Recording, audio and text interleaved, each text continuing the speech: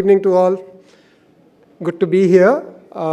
First of all, I want to thank Business World for giving us at IDFC First Bank the opportunity to be here with all of you and be able to talk to such an august audience. Now, before coming in, I was talking to some of my colleagues outside at the stall that we put up, and I picked up information from them that the various panels that have happened so far have been extremely energetic, both from the panelist side as well as audience's interest in it. And this is towards the end of the day, so I'm probably one of the last, if not the last speaker to you. So I'll make sure that I keep it within the time that I have been allotted so that we're all ready for the exciting awards function that is coming up. There would be a lot of nominees here, and my best wishes to all the nominees for winning today. So I want to move to what I wanted to cover for the day. As she described, that I'm really wishing to talk about how choosing a bank now is probably becoming a strategic decision for CFOs that goes beyond just the determination of what is the amount of borrowing can I do from a bank and what are the lending rates. I think it's going beyond that.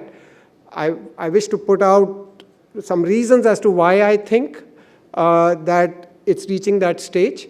And I also wish to then inform you about what have we at IDFC First Bank done in order to cater to this type of strategic kind of engagement with the CFO community of our corporate clients, right?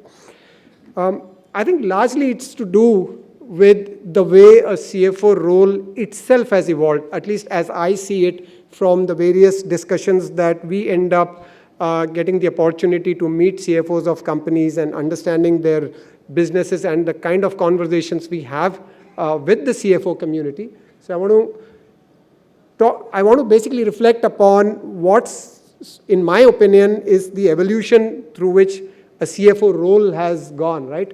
I see CFOs now are becoming literally a strategic co-pilot for their CEOs. And that's because they are no longer just doing historical analysis of data and MIS providing, but are actually playing a role in business planning, forecasting, being a leader for M&A or acquisition or global expansion discussions. They're becoming a change catalyst within their organization in order to get sustainable profitability built. They are also, by the way, becoming chief resources allocator. So CFO, yes, but also a CRA. And that's because it's not just capital generation work, which is through IPOs or through borrowings or through equity issuances that CFOs are looking after, but also planning to keep aside capital for unforeseen risks that are, that surface from time to time for us to manage. COVID was a classic example. Supply chain disruptions happening right now are another example of why CFOs need to be constantly thinking around risk. And the last part I see, therefore, stretching beyond resources allocation is actually being a true risk manager by practice, even though you may have other risk-defined roles in your organization. But treating risks arising out of AI, treating cybersecurity risks as actually financial risks is something that I see CFOs talking about. Optimizing on ESG, how much to spend towards sustainability initiatives within the organization versus what's the possible cost of climate risk is another element of balancing that you see CFOs needing to ponder upon. And lastly, their own teams, right? Their own teams for the talent that is required now in the future world of financial management, makes them basically aware of the talent risk or the HR risk part, right? So the CFOs really evolved from being a bookkeeper, effectively, if I may, to a very key strategic role in an organization.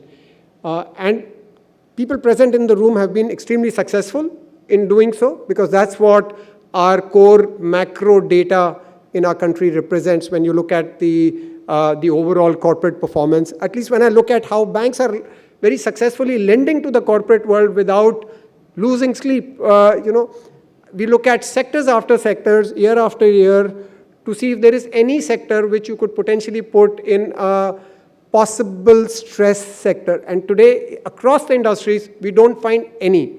Not a single sector that you could highlight to say, this is a sector heading towards potential stress for the loans that we have put out. Such is the quality of capital raising, such is the quality of buffering up of your balance sheets that the CFOs have and companies have achieved. And that clearly demonstrates the sheer success of CFOs, multi-year sort of risk management and build in the bank. So what have you done? Very professional approach. On one hand, family businesses, brought in the professionalism of a CFO to get them to be better understood by the outside ecosystem or by the outside providers of capital. And on the other hand, you have these new age, first generation founders who are extremely good in the field that they want to innovate in, but always come into difficulties when it comes to managing their equity series of equity capitals that they are raising, or figuring out when to go to banks and how to follow the discipline that the banks require them to follow. And I guess that's where CFOs play their starting role, and of course it ends with typically taking the company public. So professional approach has been brought in by CFOs. From an outside in, I feel there's a lot of automation of core financing that each and every entity is now achieving internally through largely ERPs and through finance platforms, managing thousands and millions of invoices and payments, etc., all getting done digitally. So a CFO necessarily present in the room is having a pretty sound knowledge around how systems behave in their own organization. And lastly, this role has gone beyond beyond bookkeeping, right? So now with this kind of a role that, at least to me, defines what a CFO does, I think the community of banks needs to transition itself. What should we be providing to assist the CFO community? In my opinion, first thing that has to happen is that we have to become invisible. We have to be invisible banking providers to you, which implies that we bank your entire ecosystem, but we do it through essentially digital modes. We embed ourselves into your technology, into your digital infrastructure, and essentially make ourselves available 24/7 for your operations to seek any type of requirements that you may have from banking. Please do not just think borrowing for working capital or borrowing for a capital expenditure purposes, but think beyond for every digital payment, every digital collection that you need to do, for convenience that you may require. So how do we upgrade our tech and digital infra to an extent that we can connect with the technology that various companies are deploying at their end, and these systems could be a myriad sort of bunch of systems. It's not just a single ERP provider in the country. There are many of them operating. We should be able to talk to all of them. The banks should also transition themselves from being not just a product provider. So you ask us for a price or a way of doing a product and we answer you that. I think we have to go beyond that. We need to start moving our conversations from being transactional conversations to actually some insights, some proactive advisory on some of the new things that we ourselves are experiencing, and can we share that with the CFO community in order to just sort of get better progresses. I want to elaborate that there are standard banking products that you all make use of. I bucket them broadly into these 4 categories towards capital needs for you through various kinds of lendings and borrowings, towards managing liquidity through handling of payments, making your tax payments, etc., towards risk management for, if it's cross-currency, then FX hedging, if it's just your own business performance risks through LCs and bank guarantees, and of course, the entire community of employees that we support. Now, all of these are standard banking products. All banks offer it, and that is when you look at it from the lens of a product. I want to talk about what we at IDFC Bank are doing differently from just these products in order to get closer to the transition that I spoke about earlier that banks need to go to. The first thing is that we are looking to deliver our entire corporate engagement to you by having it visualized through a single platform, through a single banking portal that gives to you as CFO all the strategic view of your engagement with us. But as you go down your own team and hierarchy, it allows us to exactly show to each and every individual what you choose for them to see. So you could be looking at your borrowing relations with us, your non-funded relations with us through LCs, bank guarantee utilizations, etc. You could be looking at what limits are available to you. You could look at all your current account, escrow account, FD accounts, even your uses of other types of products, how your salary employees are engaging with us. We could deliver all of this on a platform to you, but you can very well say that a particular individual in my team should only be exposed to the current account because they are the makers and authorizers of transactions and they will do it that. Or some other team should be seeing the current account and the LCs and bank guarantees. So we can give you basically a product drop. It's about visualizing your relationship with us. For transactions, we are capacitized fully to provide connects with your systems either through an API. We built an API library of almost 25, 30 different functions, as well as we can connect through host-to-host mechanism with your core business management platforms. Going forward, we deliver convenience through credit cards for your corporate entity purchase needs. So we're taking it beyond just the travel and entertainment cards that normally employees, senior management need to carry as they move around doing their business. But equally, a lot of procurements, we see a lot of now expenses being paid digitally through payment gateways, etc.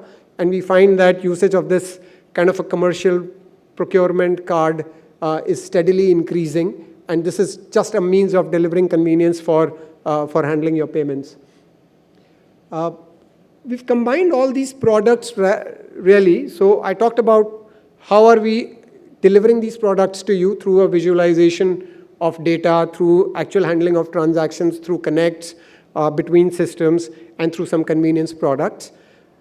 These are some of the solutions that we have created on the basis of feedback that we picked up from CFOs and their teams around what are some irritants that they face when they are engaging at a banking product level with banks. So we combine a bunch of these products, add some of the data sets that are available with us in order to provide a net better outcome for you so that you and your team basically doesn't have to stay nervous about what are the outcomes of all the banking transactions that are flowing through you. So examples of this is around collections that get done. If you look at the first case of first collect and then first recollect, in case there are bounces of the first collection that you've attempted, we've seen that to those clients who've made use of it, we've heard back from them that it's giving them about a 10 to 15% boost in their efficiency in essentially collecting their funds. And the more consumer or more retail oriented you go, the more D2C you become, the more useful this type of a product becomes, right? If you're doing subscription, business world could be doing subscriptions on a monthly basis. This type of a collection tool gives you packed MIS, packed solutions, does retrials for you automatically without your team needing to process and manage the delays or the bounces that are coming. And similarly, as you move forward in this, whether it's towards your payments, whether it's towards handling escrow accounts or your payrolls, we've tried to devise solutions for each of these problem statements, which are essentially combination of products of that or services that banks provide in order to give you a consolidated, better quality output. So 3 steps that were getting done in your shop are actually getting done now in a bank's system, and you get a final outcome taking place. And similarly, just as there are these type of payments-related solutions that we've built, we've taken a step ahead to build solutions around providing reconciliations, around recons. The more we are able to understand the flows of payments that are coming to you and from who they are coming, the more recon work we are able to deliver. So imagine an invoice that you've raised on a client of yours and he's making the payment to you in 4 different installments. The bank would actually be able to map these installments and inform you that 3 payments have come, they make for 65% or 70% of your outstanding bill, 30% is still remaining. The more we get to see the elements of your invoice digitally, the more information we can provide you back. So it's really, and that is what takes me back to sort of saying, think of the bank not just as a lending this thing, but actually as a strategic choice. Can you get some of these conveniences and solutions out of banks, right? Similarly, a simple to settle receivables management module is another mechanism that shortens the work at your shop and actually brings it over for us to do. And we learn from one industry for the problems that they have, we build a solution around it, and then we showcase that solution to another industry, which by the way has been facing the problem, but it's sort of not yet spoken about it, right? And so these solutions for us become transferable from one industry use case to another industry use case, and that is why this engagement can help. Similarly, around tax payments, what additional inputs we can provide you when you are making taxes. So there's a series of these items that we do at a corporate engagement level. And when I look at the employees of your corporate, which by the way is the biggest constitution actually from a bank's perspective that we would love to cater to, both when they are engaged in working for you or when they are at home and basically as an individual they are making use of banking services, we would love to be present with them 24/7. And that's an area that IDFC First Bank has really excelled in terms of the products that we design, in terms of consistently having Amitabh Bachchan for the last 5 years to continue to represent us. It means that we must be doing something really good in this arena.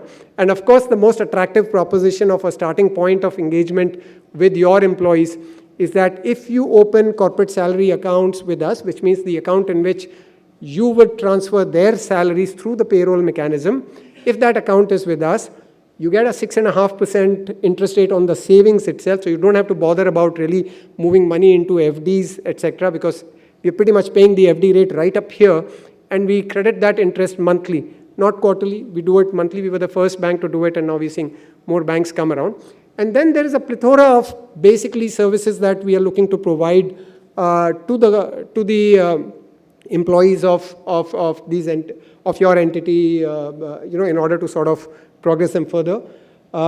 Again, we've digitally made ourselves capacitized to deliver all needs of an individual through literally a mobile app, whether it's towards investment and insurance, whether you're looking for a loan product or you're handling your payments, everything can get done through the app.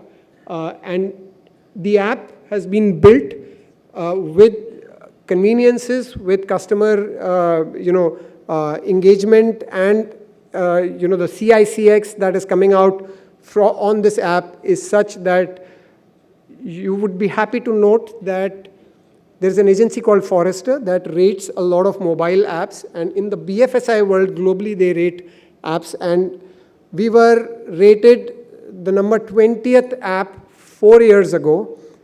This year, when as in 2025 end, our app has got rated number 2 globally for the user features that it provides, and it's represented actually through the 4.9 rating. Those of you who follow ratings of mobile apps on your Apple Apple Store or Google Play Stores, etc. 4.9 rated by millions of customers is a pretty strong representation of what this app is delivering and how conveniently it is delivering. So we are really proud of this app, and we would love to have your employees make use of it by going through the corporate salary engagement. Again, bunch of credit cards available to meet the needs of all the employees. Standard mutual fund, wealth management products are all available. So the entire suite to cater to your employees is present. The last point that I want to talk about is around, therefore, going beyond these solutions, what else are we attempting at IDFC First Bank to make ourselves more meaningful for the corporate community? The first thing that comes to my mind is around innovative financing, right? Financing for some things that normally are not getting done. Like we do engage with some of these startup entities around understanding what kind of R&D financing, etc., that they might need. Financing your supply chains, combining pools of liquidity for you. Risk and compliance, it's an area that's gaining more and more relevance, especially around cross-border, around FEMA advisory. These days, being aware of what's happening in the global macro world, around how the central banks, etc., are going to behave. We have economist teams that can come and meet and provide inputs. We have research reports that are going out all the time for it. I think at our end, gradually we are stepping into use cases of agentic AI and generative AI for making our lives easier. As we learn from them, we would look to replicate uses of agents in our engagement with our corporate clients. We want to move forward in that direction, but an ideal outcome is when the corporate also has got a use case around where a bank and they could work together in order to make use of agents, thereby reducing the sort of burden on humans a little bit and getting to better answers. And lastly, cybersecurity, risk management is something that's become paramount to us, especially I would think on cybersecurity. Given the terabytes of data that we have to protect and handle, I would say that most of the banks, and especially in our case, we know that we've really got dedicated focus teams that are looking at cybersecurity as a risk element.